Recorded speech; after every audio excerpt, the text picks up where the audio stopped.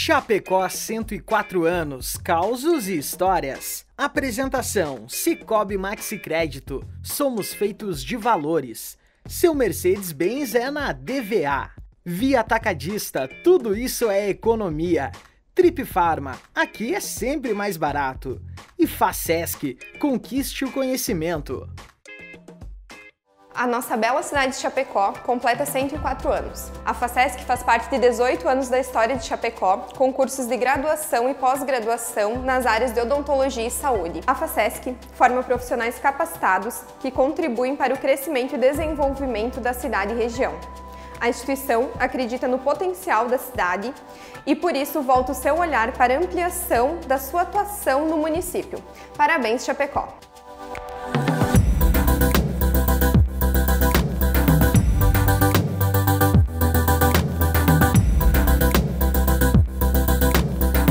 Acompanhe agora mais um episódio do projeto Chapecó 104 anos, causos e histórias.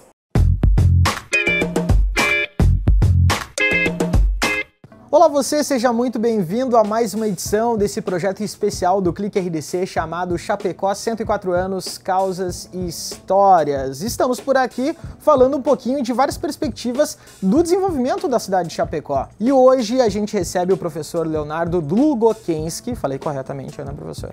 Difícil teu sobrenome. 100%. Difícil teu sobrenome. Polonês, não existe sobrenome fácil. É verdade. E a gente vai falar um pouquinho sobre a contracultura de Chapecó. Se a gente já abordou o universo agro, as festas nos clubes, se a gente já falou sobre política, hoje a gente vai falar sobre situações e figuras importantes no imaginário coletivo de Chapecó. E eu quero começar falando um pouquinho sobre contracultura no esporte. Por que contracultura? Porque fora do eixo Rio-São Paulo, a maior parte dos estados, elas torcem para times do eixo Rio e São Paulo, com exceção do Rio Grande do Sul. E aqui em Chapecó, diferente também do resto do estado de Santa Catarina, a gente tem uma grande torcida da dupla Grenal. E isso se dá de uma maneira histórica, né, professor? Principalmente nos anos 80 e 90, quando tanto o Internacional quanto o Grêmio ganhavam algum campeonato. Faz tempo. Era tradição os torcedores saírem para a avenida fardados com os carros, fazendo buzinaço. E inclusive no auge nós chegamos a ter dois bares, um dos gremistas e um dos colorados, onde quando o Internacional vencia, os colorados passavam na frente do bar dos gremistas, e quando o Grêmio vencia, os gremistas passavam na frente do bar dos colorados, e era aquela zoação total. É a corneta que faz parte do esporte, né? Até porque pro cara gostar de esporte, ele tem que entender a corneta. Com certeza. O pessoal ia fardado pro serviço com camisa do Grêmio, com camisa do Internacional, em época de campeonatos. Literalmente a cidade de Chapecó parava, né? E principalmente quando tinha Grenal, a cidade parava. Os bares ficavam lotados. Obviamente tu tinha que separar o rebanho, né, para não dar problema. Era um evento municipal mesmo, com times que não eram daqui. Mas por que essa atenção dada pro Internacional e pro Grêmio? A Chapecoense estava ali ainda engatinhando na sua história, né? O pessoal que acompanha esse projeto Chapecó 104 anos em causas e histórias vai entender um pouquinho disso. Mas, como eu comentei, normalmente se torce pro Flamengo, que tem uma grande torcida, pro Corinthians, que tem uma grande torcida, porque o Internacional e o Grêmio. Há a questão da colonização de Chapecó por rio-grandenses, né? Primeiro nós vamos ter caboclos, mas vai vir imigrantes, descendentes de imigrantes italianos vindos do Rio Grande do Sul. Mas isso não é tão incipiente, porque eles vêm em 1920 em diante. Então ambos os times também engatinhavam, e o próprio sinal de rádio não era tão forte, então o pessoal não tinha muito apego aos times.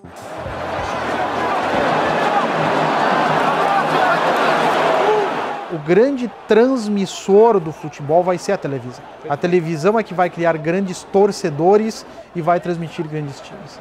E o que acontece? O primeiro sinal de televisão era analógico. Justo. E, obviamente, esse sinal analógico, que deveria vir por Florianópolis, por ser estado de Santa Catarina, capital, não chegava aqui. Então, o sinal que se recebia no oeste saía de Porto Alegre, chegava em Erechim e acabava escoando para Chapecó e região. E aí que vai proporcionar o quê? Vai pegar o auge do Internacional e vai pegar o auge do Grêmio Futebol Porto Alegrense. Foi uma influência da mídia que fez com que a gente até hoje tenha um Bar Colorado, tem a loja do Grêmio, e a nossa população ela tem um coração dividido, né, entre Chapecoense e esses dois outros clubes. Justamente, se tu fores pro litoral, é a mesma situação. No litoral eles recebiam a transmissão direto do Rio de Janeiro, tanto que tu vais ter muito botafoguense, flamenguista e vascaíno no litoral de Santa Catarina. Mas por quê? Questão do sinal televisivo que chegava e proporcionava uma identificação com os times da época. Termina a partida. Explode de alegria a torcida tricolor. Agora terminando o jogo. Treinador campeão. Tricampeão. E agora então nós vamos aguardar para a colocação dos 4 jogadores. Bom, a gente continua a nossa conversa para falar de algumas coisas mais místicas, histórias que o povo conta e figuras que foram bastante populares aqui em Chapecó. E tem uma figura que era muito popular, as pessoas, quando a gente falar o nome, vão saber quem é, vão lembrar das histórias, e que ela tinha um apelo assim, ó, cuidado com o pé de bocha vai te pegar. Quem era o pé de bocha, professor Del? E ele era um morador de Chapecó, tá? E ele tinha deformidade nos 2 pés, por isso que ele era chamado de pé de bocha. Mas ele era muito conhecido nos meios policiais por conta de furtos. Ele entrava na casa das pessoas e furtava. Era um ser fora da lei, assim. Isso, ele era um fora da lei total, tanto que ele ficou preso mais de uma dezena de vezes. Segundo uma das histórias, ele entrou numa casa para realizar um furto. A família estava trabalhando durante o dia e não sei por qual certa feita ele estava cansado. Então ele entrou, ele abriu a geladeira, tinha um suco, tomou um suco, comeu e deitou no sofá para dar uma descansadinha e dormiu. Ele acordou quando o policial tava batendo na cabeça dele para ele acordar. Já tava a polícia esperando para prender ele, porque ele pegou no sono na hora de roubar. Ele estava sempre na região onde tinha uma banca de revista, que era a banca do Telmo, né, que ela não existe mais, que antigamente ela estava inclusive no passeio público, estava na calçada, né? Em alguns casos, de vez em quando ele lavava uns carros, quando pagava um valor para ele e tal, mas dava pouco tempo, o homem entrava em alguma casa para fazer um furto e a polícia já levava ele. No ano de 1994, ele estava, salvo engano, em liberdade condicional e ele foi assassinado. Segundo testemunhas, um Opala parou do lado dele e atirou a queima-roupa. Na época, se noticiou muito sobre o assassinato dele. Tem outras figuras bastante conhecidas, né? Chapecó tem algumas figuras mais contemporâneas, né? Nós temos a figura do Chocolate, que faleceu há pouquíssimo tempo. Que o Chocolate, ele era uma pessoa extremamente afável, ele não era uma pessoa que incomodava os outros, né? Sempre ganhava cerveja, cigarro das pessoas. Há inclusive muitas histórias que quando as mulheres saíam sozinhas dos bares noturnos e tal, e iam pro ponto de votação, ele ia junto, acompanhava para cuidar, para que nenhum malfeitor viesse atacá-las. Eu me recordo um belo dia, sempre eu tenho história com todo mundo, né, por estar sempre circulando pro Chapecó. Eu saindo dos trabalhos que eu tive, com 2 colegas meus, e o Chocolate começou a mexer com uma amiga nossa, né, ele gritou, ô loirinha! Ô loirinha! E ela ficou brava, fezada. Loirinho o quê? Eu tava trabalhando e você, seu vagabundo. Pois é, tu tava trabalhando e eu passei o dia inteiro tomando minha cachaçinha. Vamos trabalhar, vagabundo. Uma outra figura que essa está viva ainda, né, é o Rambo. O Rambo é um clássico. O Rambo, ele pegou uma época da tecnologia em que tem muito registro dele, né? Sim, ele pegou o início, ele é o primeiro meme de Chapecó, é o Rambo. É o Rambo, com certeza. É o Rambo. Inclusive, tem a cena clássica de um sofá que abandonaram no meio da Avenida Getúlio Vargas, no meio dos canteiros, e simplesmente o Rambo resolveu sentar lá sem camisa e dormir sentado no sofá. E o pessoal tirava foto dos carrozinhos e o Rambo tomando sono, tirando sono. Por que será que é o Rambo? Na verdade, são 3 características específicas. Primeiro, ele usava uma bota salto plataforma, que qualquer ser do sexo masculino e feminino não conseguia ficar em cima, ele ficava. Uma calça extremamente apertada e sem camisa e com porte físico extremamente avantajado. Tanto que ele carregava o carrinho dele, às vezes ele carregava concreto no carrinho, amarrava o carrinho na cintura e ia. Então ele também foi uma figura uma figura mítica, ele ainda está vivo. Tá vivo, só que ele se ausentou da cena, né? Ele tem, pelo que eu sei, ele está numa casa, família que está cuidando dele, né? Ele está com algumas comorbidades, né? Até porque foi começo dos anos 2000, então ele já está com uma certa idade também. Não me jogue pedras, mas sim beijos, beijos. Não me jogue pedras, mas sim beijos, beijos. E eu sei que tem mais outra figura que vai colar o assunto com a nossa primeira pauta, onde a gente estava falando sobre futebol, que é uma figura bastante presente na Arena Condá. Na época, estádio regional de Condá, com a famosa curva onde o pessoal se reunia, e tinha uma figura que ele tinha 2 apelidos. O primeiro era a Vaca e o segundo era o Beijo. Por que Beijo, professor Leonardo? Porque ninguém podia brincar. Se você olhasse de lado e não prestasse atenção, tu ganhava um beijo. Ele saía beijando todo mundo, independentemente de ser homem, mulher, cachorro, gato. Passou na frente, ele tascava-lhe um beijo. E no jogo de Chapecoense não tinha erro, ele não perdia o jogo. Ele estava sempre lá no estádio, né? E o pessoal, ele literalmente não sabia o que estava acontecendo no jogo, mas ele estava beijando todo mundo. A atração do intervalo do jogo era o Vaca, porque ele descia e ficava esperando aquele tio que ficava no canto do alambrado com o radinho. Esse era o principal alvo dele, né? Ele já chegava por trás, dando um cheiro no cangote, tascava-lhe aquele beijo e saia correndo, né? Porque depois era o tio correndo atrás com o rádio e o Vaca correndo na frente, né? E todo mundo batendo palma. Os jogos no estádio o pessoal ia mais para dar risada do que acontecia no estádio do que para assistir o jogo em si. São muitas personalidades, muitas figuras que elas não estão na história de Chapecó, mas estão na história, na mente, no imaginário popular, né? E tem uma figura que essa sim tá na história, o Seu Tasca. Uma figura importante que voltou a ser falada novamente esse último ano por vários canais de YouTube, e não só aqui da nossa região, no Brasil todo, e a relação que a história contada no livro do contato que ele teve com extraterrestres. Saiu daquele veículo, daquela nave, uma esteira de luz com a largura mais ou menos de 1 metro, enormemente brilhante, pois a noite era escura, era uma noite serena, e produziu um clarão maravilhoso. O seu Nelson Tasca, o que muda desses outros personagens é que ele era uma pessoa... Não estou botando na mesma sacola. Justamente, ele era uma pessoa respeitadíssima na região. Ele não teria o porquê mentir, não teria o porquê contar essas histórias. Relembrando a história do seu Nelson Tasca, que justamente não estou colocando na mesma sacola que os anteriores, porque, enfim, está registrado, era uma pessoa muito importante na cidade, mas esse assunto ele chama atenção, né? O assunto extraterrestre, contato com o extraterrestre, chama atenção em qualquer lugar do mundo. É porque justamente nos mesmos dias que se colocou, que o seu Nelson Tasca depois relatou ter sido abduzido, várias pessoas disseram ter visto luzes na região. Dali para frente, eu, entre aspas, apaguei. Não sei se desmaiei ou o que houve. O certo é que eu não me lembro de ter entrado naquele aparelho. E devo ter entrado, certamente, pelo que ocorreu posteriormente. Não sei se é quando entrei, se foi por baixo, por cima ou... E a figura do seu Nelson Tasca, ele escreveu um livro chamado Um Homem Marcado por ETs. Ele estava voltando de uma viagem na região, da região onde hoje é a Cordilheira Alta, numa Brasília. Final da tarde, ou seja, não tinha escurecido ainda, e ele viu uma luz muito forte.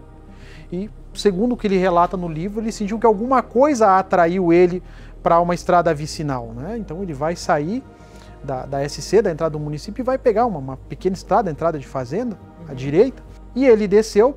Segundo o que ele relata, parecia um ônibus, como o pessoal que chama uma lotação, uma lotia, pareciam as janelinhas, e ele desceu do carro, e quando ele chegou perto, ele viu que não tinham rodas, e estava flutuando, e disse que tinha um calor muito grande, e aí ele entrou em desespero e saiu correndo. Mas segundo o que ele relata, não deu tempo de chegar na Brasília, ele já foi abduzido e simplesmente ele não viu mais nada. Ele acordou deitado, com os braços grudados no corpo, sem conseguir mexer nos braços. Ele não conseguia mexer. E, segundo o relato, era totalmente iluminado o ambiente sem lâmpadas. E diz que 2 seres humanoides cutucavam ele com algo similar, uma antena de carro, uma barrinha de ferro, mexiam nele. E ele desmaia novamente, ele vai acordar num outro recinto, também com as mesmas características, quando ele tem contato com uma outra extraterrestre, que não é dessas duas primeiras figuras. Isso, é uma terceira figura que conversa com ele sem mexer a boca, e simplesmente se afeiçoam e acabam tendo relações amorosas dentro da nave espacial. Quando acordei, eu não vi nada. Eu me encontrava num quarto extremamente escuro e extremamente frio. E 3 pessoas, pelo menos, 3 indivíduos entraram. Os da direita falaram, se eu escrevesse, poria entre aspas, porque foram grunhidos. Eram grunhidos e o da esquerda respondeu. Falaram diversas vezes e se atropelaram nesses grunhidos todos. E aí o que estava no fundo, tive a impressão pelo menos, agarrou-me, as 2 pernas minhas estavam juntas. A parte que vai ser intrigante é que ele vai aparecer mais de uma semana depois, a 13 quilômetros da onde ele foi abduzido, em cima de uma pedra. E qual que é a problemática do seu Nelson Tasca? Justamente nos dias em que ele ficou desaparecido, ninguém viu ele.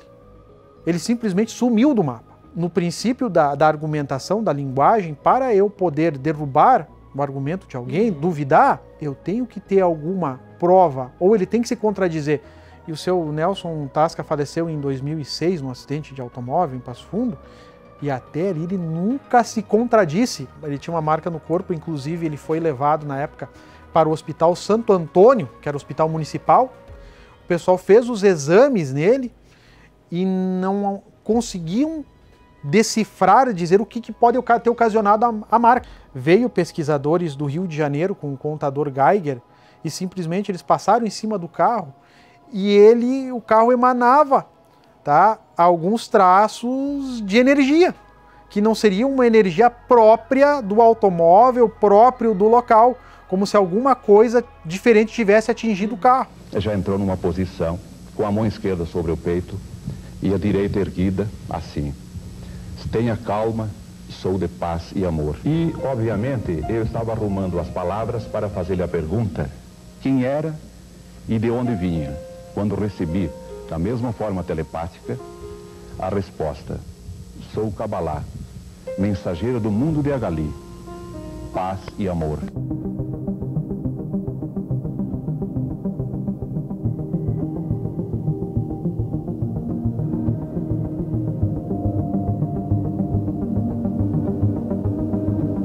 E essa história, ela está documentada, inclusive no Clique RDC você encontra a história contada pelo professor Léo e também o jornalista Leonardo Vassoler. E assim a gente vai encaminhando o fim do nosso papo.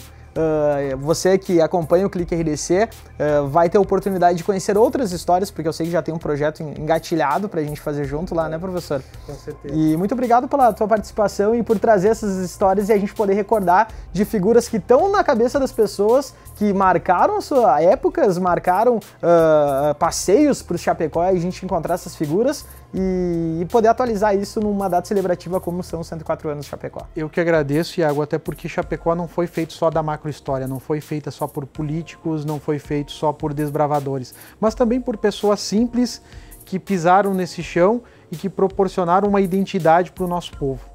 Muito obrigado você que acompanhou esse episódio. Se você ainda não assistiu os demais episódios do projeto Chapecó 104 anos em Causos e Histórias, você pode acompanhar no Clique RDC e acompanhe todas as movimentações por aqui.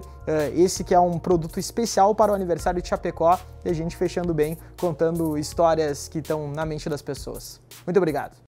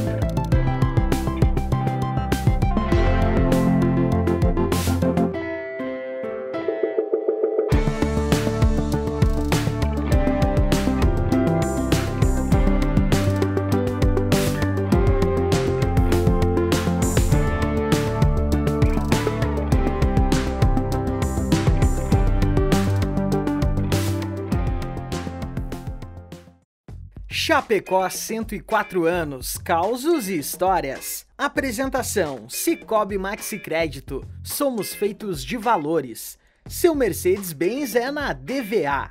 Via Atacadista, tudo isso é economia. Trip Farma, aqui é sempre mais barato.